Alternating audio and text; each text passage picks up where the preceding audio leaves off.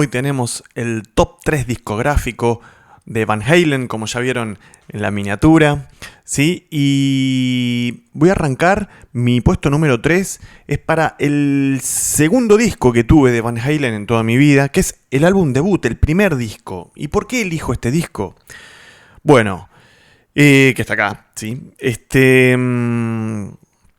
Bueno, primero principal porque es el disco que ponen en el mapa a esta banda, ¿no? Y es una banda para mí casi podríamos decir y un antes y un después en el mundo del hard rock y del metal en general, ¿sí? Porque claro, lógicamente estamos hablando de un grandísimo cantante, uno de los principales showmans de la industria musical, como el señor David Lee Roth, ¿sí? Un grandísimo baterista que demostraría mucho más, quizás no en este disco, sino en los discos posteriores, el señor Alex Van Halen, ¿sí? El gran Michael Anthony en el bajo, ¿sí?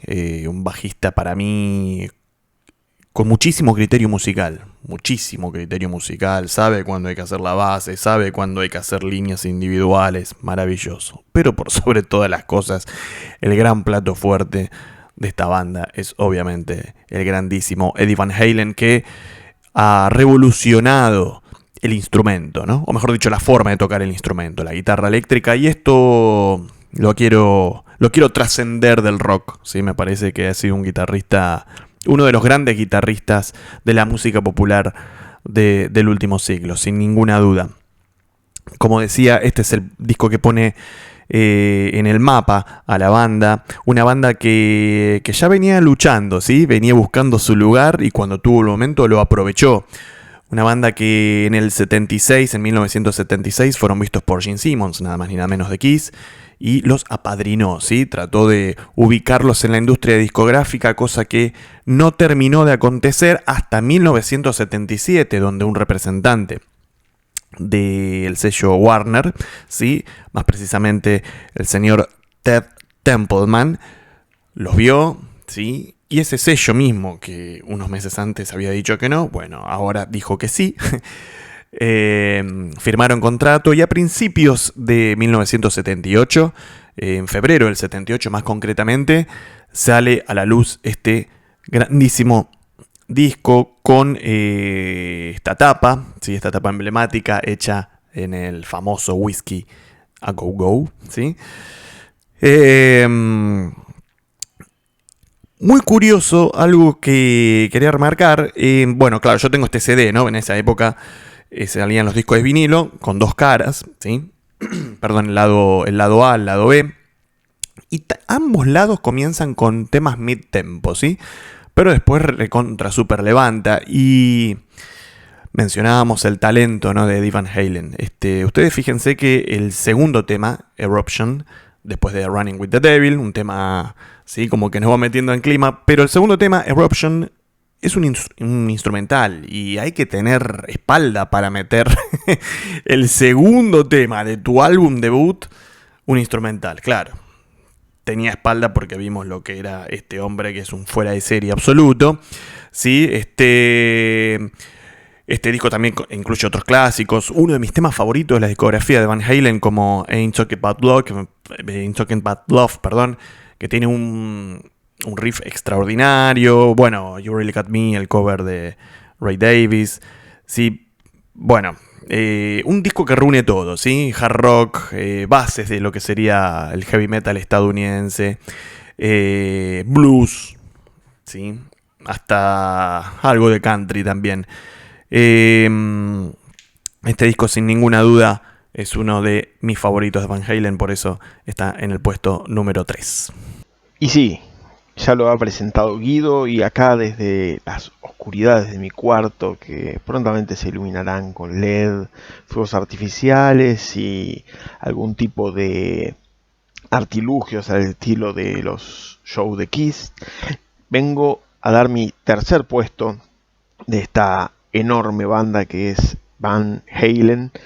Tercer puesto para un disco muy conocido, con varios hits, pero un poco quizás menospreciado por la crítica, dejo la pregunta ahí, es para Diver Down, el quinto disco de 1982, o sea, una banda con mucho aire. Para el quinto disco seguía haciendo cosas fantásticas. Lo raro de este disco es que, bueno, comienza todo con la idea de sacar un single. Cuando a Van Halen le presentan la idea de hacer el tema Dancing in the Street, uno cuyos compositores es Martin Gage, espero pronunciarlo bien, un referente de la movida Motown, de la música afroamericana. Él dice, no puedo, acá no encuentro el riff como para hacer la versión y no es mi estilo hacer una guitarrita funk o tratar de hacer algo por ahí que no pueda ser de alguna forma cantable en forma de riff en la guitarra. Entonces dice, sugiere Pretty Woman. Era como una especie de sacar un single para demostrar que la banda seguía con vida. Pretty Woman le va muy excelentemente bien. Entonces a partir de ahí es que se arma el disco. Es un disco raro, en tanto es un disco que tiene, si no noté mal, 5 o 6 versiones. O sea, covers, pero que llevados a Van Halen, como las grandes bandas que saben hacer, o las bandas que se caracterizan por hacer del cover su propia versión, que tiene sentido escucharla, por ejemplo como los covers de los Ramones, que tiene sentido escucharlo porque son covers, pasa a ser tema de los Ramones. Bueno, en este caso, con virtuosismo mediante, las versiones de Van Halen pasan a ser temas de Van Halen, digamos, ¿no? Es así que incorporan y abren el disco con uno de los puntos más fuertes del disco, para mí, que es Where Have All the Good Times Gone, a donde se han ido todos esos buenos tiempos de The Kinks, justamente por ser un tema de The Kinks, esa banda que tiene el disco Art de Village Green Preservation Society, tiene como esa cosa melancólica propia de los grupos de los 60, ¿no? Pero bueno, esa es la versión de Van Halen, un excelente tema. Pretty Woman, ya lo dijimos, Roy Orbison es un clásico indiscutible, hasta cansa escucharlo de tantas veces que que uno lo escuchó y que figuran en películas y demás. Dancing in the Streets, que ya lo decíamos, muchos lo conocerán, quizás no la gente de este canal, lo conocerá por Van Halen, no por la versión original, pero que es de Marta and the Vandellas, pero muchos quizás lo conocerán por la versión que después sacaron David Bowie y Mick Jagger, ¿no? De ese mismo tema. La versión no es para mí el mejor de los temas del disco, claramente, ¿no? Big Bad Bill, un tema de la época de esa década, de la década dorada, como se dice, la década del 20, pre-Gran Depresión. Y bueno, esto es algo muy propio de Van Halen, ¿no? Que venía muy bien a la altura de un tipo como David Lee Roth, que siempre Diamond Dave jugó un poco a eso de ser un gran cantante, un gran performer, un tipo que actúa con la voz, pero a la vez como esa cosa como si fuese un personaje salido de algún circo alucinado que acaba de llegar al pueblo, ¿no? Eh, y finalmente, para también estar en lo que es los covers de este disco, Happy Trails, que es un tema de los 50 que ellos venían haciendo en broma en los demos y que bueno, quedó. Y es un disco que fue grabado en poco tiempo, en cuestión de días, un par de semanas, si no me equivoco. Y entre los temas propios, que son los menos, está Secret, que es un tema cumple, con ritmo de blues. Little Guitar, que es un gran tema con una introducción muy linda de Van Halen. Y bueno, y para mí uno de los puntos más altos del disco, ¿no? Que es Cathedral, que es un instrumental. Siempre son breves los instrumentales de Van Halen, pero siempre tenía el recurso, que en este tema es increíble, de utilizar las técnicas extendidas del instrumento, ¿no? Acá es donde realmente el tipo revoluciona la guitarra y nos damos cuenta que es que a la medida de un Hendrix, por ejemplo.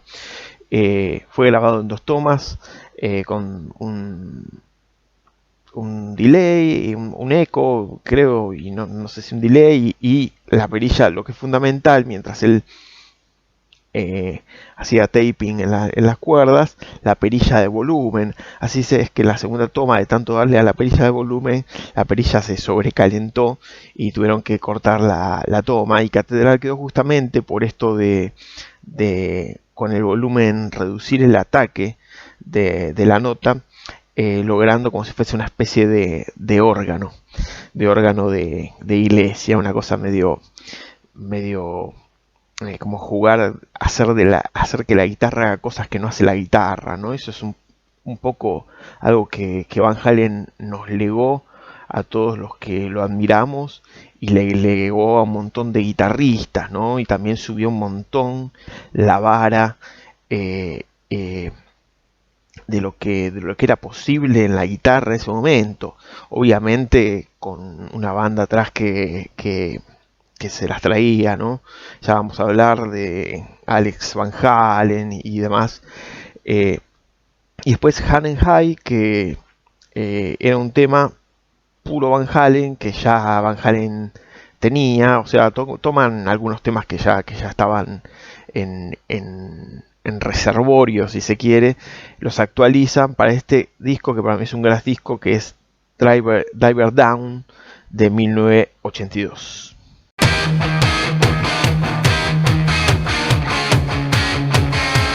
Mi puesto número 2 es para el disco debut de lo que fue el segundo cantante de Van Halen. Me refiero a Sammy Hagar, ¿sí? Y el disco en cuestión es 5150. ¿Por qué este nombre? Bueno, ustedes ya saben que era el nombre del estudio de Eddie Van Halen, ¿sí? Bueno, claro, acá este disco que sale en 1986, 2 años después, o mejor dicho, unos meses después de la ida de David Lee Roth, pero 2 años después de lo que había sido el último lanzamiento discográfico de la banda con Roth en el micrófono. Bueno, acá ya vemos algunas diferencias en comparación a ese disco, ¿no?, que acabo de mencionar, y ni hablar en relación a lo que fue mi puesto número 3, ¿sí? Acá vemos claramente un disco de los 80s en todo sentido, ¿sí? En la composición, mucho más teclado.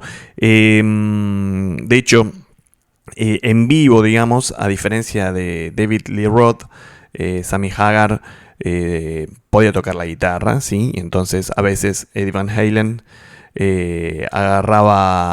asumía el mando del teclado. Miren los lujos que se podía dar esta gente, ¿no? Uno de los grandes genios de la música, de la guitarra popular del siglo pasado, a veces se iba de vacaciones, entre comillas, vacaciones, a tocar el teclado. Este disco tiene grandísimas canciones, como Why Can't This Be Love, la maravillosa, uno de mis temas favoritos también de la discografía de Van Halen, como Dreams. Claro, las posibilidades vocales de Sammy Hagar, en mi opinión, son mayores a la de David Lee Roth. Pero claro, estamos hablando de dos cantantes diferentes, ¿no? David Lee Roth con un registro diferente, quizás más showman que Hagar. Pero bueno, Hagar por ahí tenía un registro un poquitito más amplio, sin ninguna duda. Tenía mucha más, o tiene más facilidades para llegar a notas más agudas. Y lo que quiero remarcar, ¿no? Las melodías vocales están al límite. Por ejemplo, este tema Dreams que acabo de decir, están al límite de su registro, muy difíciles de cantar. También remarcamos el tema Love Walks In. Por eso, es un disco más 80, ¿no? O sea, es un disco que sigue manteniendo ese virtuosismo de Eddie Van Halen, y la entrada de Sammy Hagar, en mi opinión, le dio más riqueza vocal a la banda. Pero claro, hay mucho teclado, balada, un sonido de batería que es muy diferente a, por ejemplo, al primer disco, al que puse en el número 3, que claramente tenía un sonido 70s, la batería en esos comienzos Van Halen. Bueno, acá ya vemos claramente un sonido de batería muchísimo más actualizado, ¿sí? Como decíamos recién, el disco salió en 1986. Me parece un disco fundamental. Esta tapa también icónica, ¿sí? Con Atlas sosteniendo esta esfera esta esfera metálica, ¿sí? Con el logo de Van Halen, renovado para esta nueva era, ¿sí? Así que mi puesto número 2, 51-50. Mi top 2 es para un disco con el gran Sammy Hagar, y es quizás, es Balance de 1995, pero es quizás uno de los discos de las bandas de hard rock, que bueno, venía de los 70, pero explotan también en los 80, eh, y que mejor se mantiene al cambio de época. Obviamente el cambio de los 80 hacia los 90 en lo que es el hard rock fue una especie de trepanadora, donde la industria no dejaba títere con cabeza, esa famosa escena de los Warrants que entran a la discográfica y ven que el disco de Cherry Pie ya no era, no había, no sé, alguna banda como te diga Pearl Jam en el fondo, y era cómo afrontar eso desde lo musical, o sea, cómo seguir en pie, cómo actualizar el sonido. Bueno, creo que Balance es el mejor ejemplo de cómo una banda supo, ya entró en el 95, ya estaba toda la movida grunge en su apogeo, en TV con un montón de cosas y yo qué sé, y ya había cambiado todo. Y bueno, supe hacer un disco con un sonido demoledor, eh, un excelente disco. Si me corren, quizás mi favorito de Van Halen, pero bueno, nadie me está corriendo por suerte. Como verán, no hay morse en la costa. Eh, Vamos a hacer un pequeño repaso de este disco. La apertura de Seven Seal, el séptimo sello, es un sonido donde ya la guitarra está ampliada, está sonando por todos lados, de alguna forma es envolvente, con un riff donde se aprovecha, esto es algo propio, ¿no?, de Van Halen. Nunca se queda en el riff apretado, comprimido, sino que abre como la guitarra en todo su espectro. Bueno, el bajo de Mark Anthony, siempre en función de eso. Y Alex Van Halen, que bueno, cuando tiene que estar contenido, está contenido, cuando tiene que ser una cosa arrasadora, lo es, digamos, ¿no? Al estilo de los grandes bateristas de los 70. Te debo decir que tiene algunos puntos un tanto proféticos, digamos, o místicos, porque tenía que ver justamente con esta idea del balance, con Eddie, que se estaba recuperando de muchos años de alcoholismo y de excesos, sobre todo de excesos de alcohol, ¿no? El segundo corte ya es más la balada, no es balada, es una power balada, es un mid tempo, pero al cual nos tiene acostumbrados ya en los discos de Sammy Hagar, solo que acá se despliega, me parece, en su forma perfecta, digamos, que es Can't Stop Loving You, un tema luminoso. El tercer disco vuelve a ponerse un poco más oscura la cosa, y es el segundo corte. El primero es Can't Stop Loving You, el segundo corte es Don't Tell Me What Love Can Do, donde ya hay un riff, obviamente un machaque. El machaque de Van Halen nunca va a ser un machaque, digamos, de otro gran guitarrista como Dokken, pero que de pronto es un machaque más liso, sino que es un machaque más siempre jugando ahí con una sonoridad muy particular. Uno lo escucha y dice, bueno, esto es un machaque, pero es un machaque de Van Halen. Al final directamente ya el machaque es una forma de serrucho que va en como en unísono con unos cortes de batería, genial. Bueno, así transcurre la estrofa, el estribillo se abre armónicamente hacia las tonalidades mayores, y para después volver a reposar sobre esa tensión originaria de la estrofa, y en lo que es el solo y el principio del solo, hay un punto que es exquisito de cómo el trío suele manejar los matices, y solo con los tres instrumentos de pronto crean el vacío, en el buen sentido, el vacío musical, el espacio para lo que después va a ser un solo arrasador que vaya subiendo en intensidad y dramatismo hasta volver a la estrofa solo con guitarra y voz. Realmente para mí es un tema de un mil, con referencias también a lo que había sucedido con la muerte de Kurt Cobain, o sea, con una letra fuerte. eh, y bueno, para mí es el punto más alto del disco, quizás.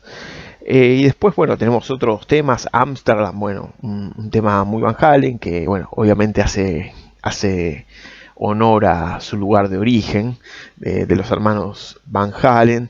Big Fat Money, un tema que uno se lo imagina también cantado por David Lee Roth, claramente. String Out, donde bueno, esto de las técnicas extendidas de guitarra llega como al nivel prácticamente del noise. Quizás la única, entre comillas, crítica que se podría hacer es que tiene como unos acordes agudos que hacen que el tema se podría interpretar como una temática o como una música de suspenso de terror, cuando en realidad que tratan de colocar, que ordenan un poco al oyente.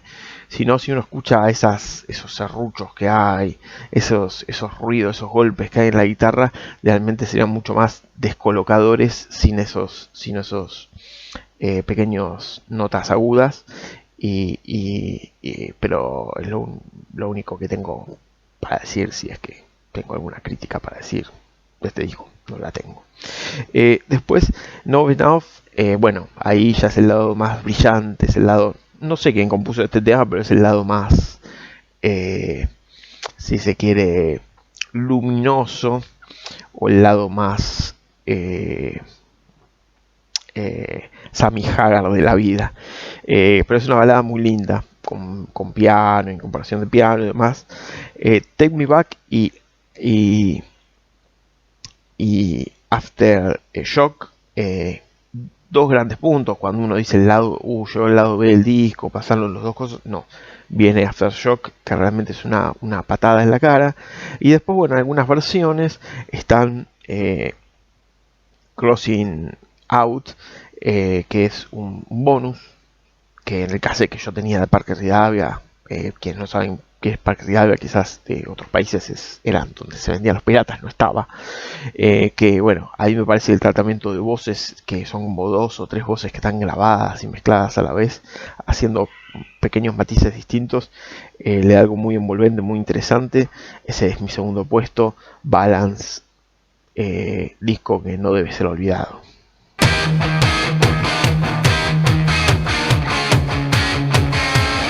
Y mi puesto número 1, como ya se deben imaginar, es para este super mega clásico, ¿sí? 1984, Van Halen, ¿sí? Con esta tapa basada en una pintura de Margot Najas, con el nombre del disco en números romanos, ¿sí? Si pueden observar acá al lado del nombre del logo de la banda, ¿sí? Y que claro, contiene los principales clásicos de la discografía de la banda, como Jump, obviamente, Panama o Hot for Teacher, ¿sí? Todos videos que en ese momento rotaban mucho, ¿sí? Por lo que era la propaganda de Occidente musical, ¿sí? Me refiero a MTV, obviamente. Este es un disco que quizás haya acercado a muchas personas al hard rock, ¿sí? Personas que estaban comenzando, fans que estaban comenzando en este estilo musical. Y claro, han entrado, digamos, por este disco y por estos temas en particular que estoy diciendo, pero no por eso pierde riqueza musical. Es un disco corto, como eran en esa época los discos de Van Halen. Es un disco directo, pero virtuoso, lleno de buen gusto, lleno de buenas melodías. Eddie Van Halen, no hay un disco flojo.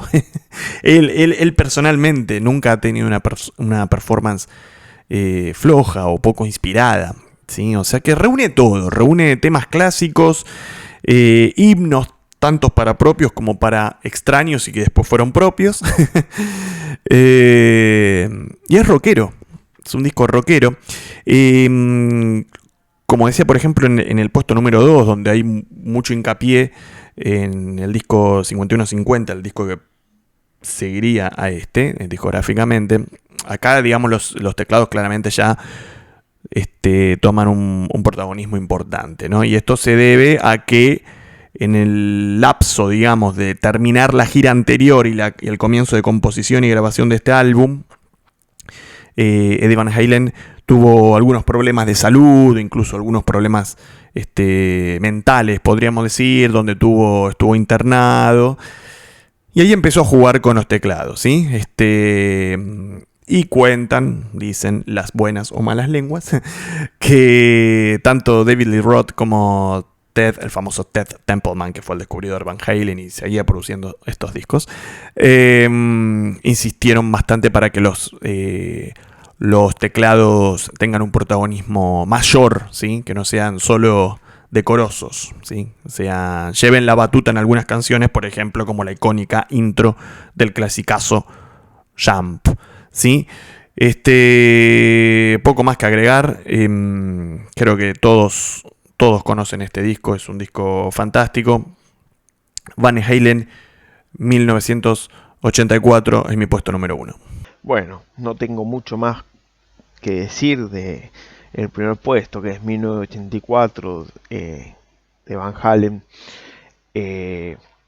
La apertura ya no llega como esa cosa futurista. Bueno, la frase, el número 1984 ya que viene de la novela y demás, pero bueno, esto es de 1984, tenía ya todo, me parece que ya logra todo tocar conceptos, ¿no? En la cabeza ligados a una idea media de ciencia ficción. Y justamente la introducción, Van Halen estaba muy metido en los teclados. La introducción con este sintetizador Oberheim es algo fantástico. De hecho, tanto la intro, bien super ochentosa, como lo que viene después, Jump, y el famoso riff de teclados, si se puede decir así, eh, vienen como seteos en muchos diferentes tipos de sintetizadores, donde le ponen Halen o le ponen Jump, entonces vos lo tocas y bueno, ahí puedes hacer el pa, pa, pa, pa, pa, pa, y sentirte feliz, digamos. Ni hablar que cuando viene el solo de Jump, una canción súper arriba, lo que hace, y bueno, acá vuelvo a recalcar, no solo a Van Halen también como tecladista, digamos, una forma muy particular de tocar el teclado, de arpegiar, o sea, realmente con todo lo que el tipo es en la guitarra, le da lugar al teclado. Eh, y como alguna vez dijo Hugo Istolfi cuando falleciera Eddie, dice, Van Halen también enseñó que los tecladistas no podíamos divertir, digamos, ¿no? Eh, y, y bueno, lo de Alex Van Halen en este disco creo que es superlativo y que lo lleva a al, al trono, digamos, de los bateristas del género, al menos de un estilo de baterista, ¿no? A veces se necesita algo más derecho y bueno, Alex Van Halen no quedaría bien en sí, claramente, pero para esto viene perfecto. Panamá también con un tema muy arriba. David Lee Roth está totalmente en su forma. Bueno, después Top G, Me Drop, The Legs, Hot for Teacher. Para mí este tema sigue siendo una incógnita, como Hot for Teacher con ese riff tan intrincado, medio oscuro, con David Roth tirando frases como si fuese un actor desquiciado, y una especie de jazz metal, entre comillas. Pudo haber sido un hit mundial.